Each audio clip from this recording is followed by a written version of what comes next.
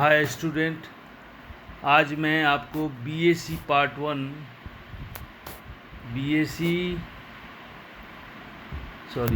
BSc part 2 math honours, ठीक है, paper 4 VKSU आरा में डायनेमिक्स चैप्टर में आपको tangential and normal velocity and acceleration के बारे में डिस्कस करूँगा। Tangential and normal velocity and acceleration के बारे में चर्चा करूँगा। सबसे पहले स्टूडेंट्स आप जानिए कि वेलोसिटी क्या है। वेलोसिटी आप पहले भी पढ़ चुके हैं जूनियर क्लासेस में, ds/dt, this can be written as v। Acceleration क्या होता है? ये होता है dv/ds, this is your f। ये दो चीज़ हमको निकालना है, और कैसे निकलेगा? जो आपके कोर्स में ये प्रायः हर अल्टरनेट ईयर ये क्वेश्चन पूछा जाता है, ठीक है। तो सबसे पहले मैं आपको डिस्कस करूँगा कि टेंजेंशियल वेलोसिटी क्या है, टेंजेंशियल एंड नॉर्मल वेलोसिटी कैसे फाइंड आउट किया जाता है, एंड एक्सेलरेशन कैसे निकाला जाता है, इसके बारे में मैं आज चर्चा करूँगा, ठीक है। अब इसके लिए आपको क्या करना होगा? सबसे पहले आपको एक फिगर ड्रॉ करते हैं। जब तक से आप फिगर नहीं समझ पाएंगे तब तक से आप कुछ नहीं कर पाएंगे डायनेमिक्स में, खास करके। एक एक्स एक्सिस ले लिया और ये ले लिया वाई एक्सिस, ये है ओरिजिन। एक कर्व ड्रॉ करते हैं ऐसे, ठीक है, और एक टेंजेंट ड्रॉ करते हैं। ये टेंजेंट P है और एक दूसरा टेंजेंट Q पर ले लेते हैं, ठीक है। आप जानते हैं कि कोई टेंजेंट एक्स एक्सिस के साथ क्या कोण बनाता है? साई कोण बनाता है, ठीक है। और ये वेरी शॉर्ट है। यहाँ एक बिंदु स्टार्टिंग पॉइंट है S, और P पर जो टच करेगा वो कितनी दूरी तय करेगा? S दूरी तय करेगा। कुछ समय के बाद वो पार्टिकल Q पर पहुँचता है, कितनी दूरी तय कर डेल्टा S, ठीक है। जब यह इतना Q बिंदु पर पहुंचता है तो एक एंगल बनाता है। क्या बनाता है? Delta Sai plus delta Sai होता है। इस कॉर्ड को हम लोग मिला लेते हैं, ठीक है। ये टेंजेंट P जो है, ये बिंदु P है और ये बिंदु Q है। ये कितने कोण बनाएंगे? अल्फा कोण बनाएंगे। इस बढ़े हुए टेंजेंट पर Q से एक लंब डाल दिया, उसका नाम दे दिया गया M। फिगर आपने समझ लिया होगा। क्या है? एक कर्व है जो A से स्टार्ट होता है, T समय में वो कहाँ पहुँचता है? P पर पहुँचता है, ठीक है। और P पर पहुँचने के बाद बहुत वेरी शॉर्ट टाइम में वो Q पर पहुँचता है। कितने शॉर्ट टाइम है? तो डेल्टा T समय में वो कहाँ पहुँचता है? Q पर पहुँचता है। This is your Q and this is your P। अब इसी को हम लोग एक लैंग्वेज में लिखते हैं, और लिखने के बाद इसका हम लोग ये फॉर्मूला डिराइव करते हैं कि टेंजेंशियल वेलोसिटी क्या होता है। फिगर आप समझ गए होंगे स्टूडेंट। तो सबसे पहले लिखेंगे कि let a particle moves in a plane curve, okay, in time t it reaches at P, okay, and after very short time delta t it reaches at Q, where AP बराबर S and AQ बराबर S plus delta S।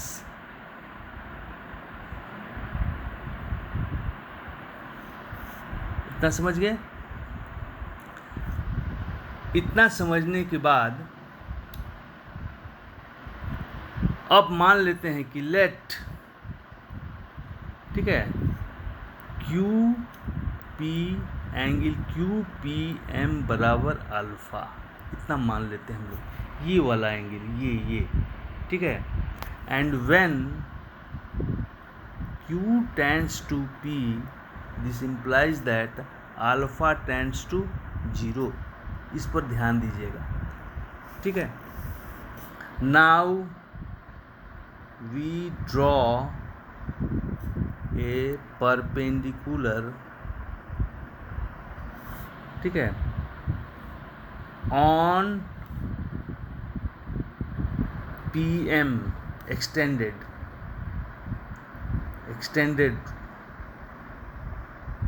Tangent.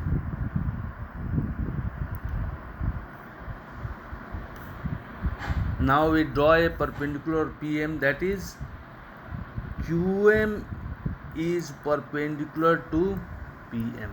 इतना समझ गए होंगे? Okay, अब आप आगे बढ़िए। अब लिखेंगे टेंजेंट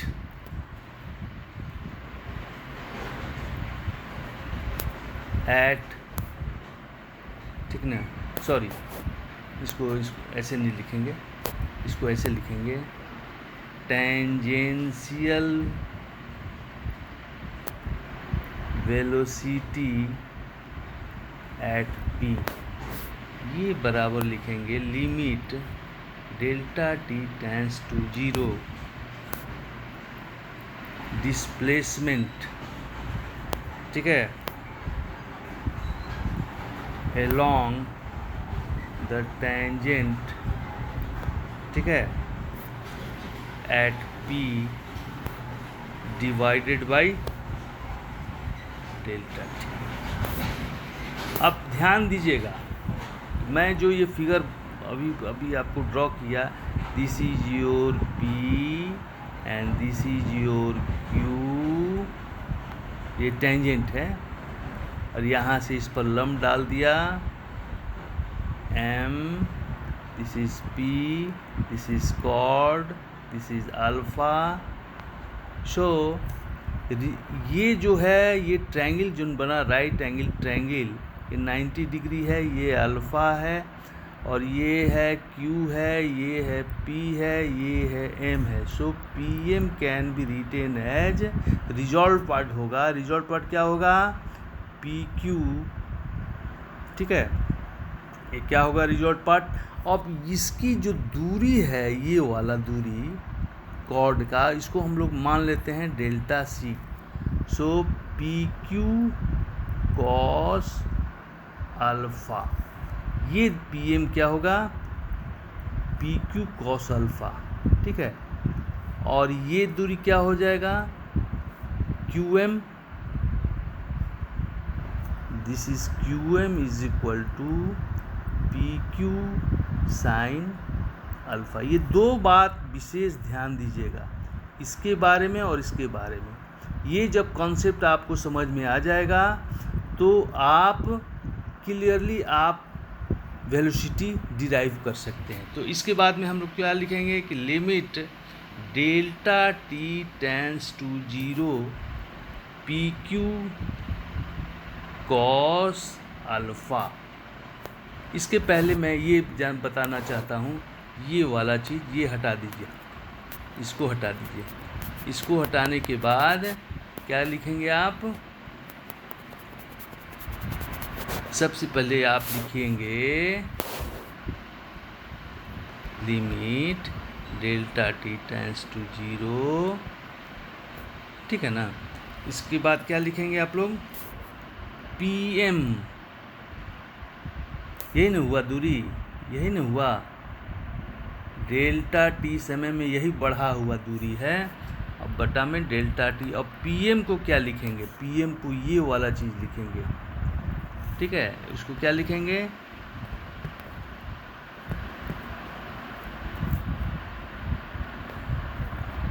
PQ cos अल्फा बटा में डेल्टा टी। और PQ है क्या, PQ है डेल्टा C cos अल्फा बटा में delta T.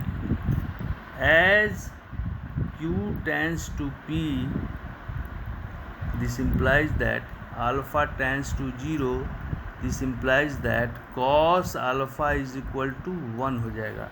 So in that case क्या लिखेंगे, लिमिट ले लेंगे तो यहाँ हो जाएगा dc by dt into 1, and this can be written as dc by ds and ds by dt।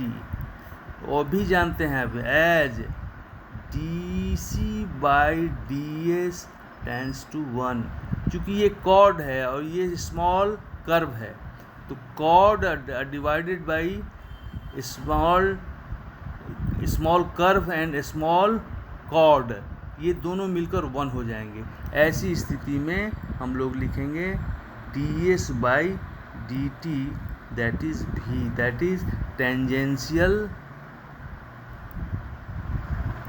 Velocity at P, ठीक है। अब हम लोग क्या करेंगे, नॉर्मल क्या लिखेंगे, नॉर्मल वेलोसिटी निकालेंगे, नॉर्मल वेलोसिटी एट P, ठीक है। अब नॉर्मल वेलोसिटी निकालना होगा हमको, तो नॉर्मल वेलोसिटी के लिए वही कर्व रहेगा, ये हो गया P, ये हो गया Q, ये बढ़े हुए पर इस पर लंब डाल देंगे 90 डिग्री, ये कॉर्ड हो गया, ठीक है। और ये दूरी हो जाएगा डेल्टा C हो जाएगा, ठीक है ना। ये हो जाएगा, ये कॉर्ड है, कर्व है, डेल्टा S है, ध्यान दीजिएगा, डेल्टा C और डेल्टा S में अंतर है। ये कॉर्ड की दूरी हमने माना है डेल्टा C एंड कर्व की दूरी हो जाएगा डेल्टा S। ये 90 डिग्री है और ये है अल्फ़ा है। ऐसी स्थिति में हम लोग नॉर्मल वेलोसिटी क्या लिखते हैं, नॉर्मल वेलोसिटी लिखेंगे कि limit delta T tends to 0, है ना, डिस्प्लेसमेंट, वही बात लिखेंगे, displacement along the normal at P, normal to P into delta T, ठीक है। And this case limit delta T tends to 0, ये क्या हो जाएगा, यही होता है नॉर्मल, ठीक है। ये this is your normal, perpendicular को नॉर्मल भी बोलते हैं। दिस इज योर QM बटा में डेल्टा T, और QM का रिजल्ट पार्ट क्या लेते हैं हम लोग, पिछले पन्ने पर हमने आपको बताया है, वो हो जाएगा डेल्टा C साइन अल्फ़ा बटा में डेल्टा T। और ये भी आप जानते हैं कि as Q tends to P, ठीक है, alpha tends to 0, in this case sine alpha is tends to 0, ऐसी स्थिति बनेगी। वैसी स्थिति में क्या लिखेंगे, delta T tends to 0 and this delta C by delta T into 0, that is 0। So we can say that the normal velocity at P of the particle is 0। So student, आज मैं आपको normal velocity and tangential velocity के बारे में बताया हूँ। Next video में आपको मैं tangential acceleration and tangential normal acceleration के बारे में चर्चा करूँगा। थैंक्स।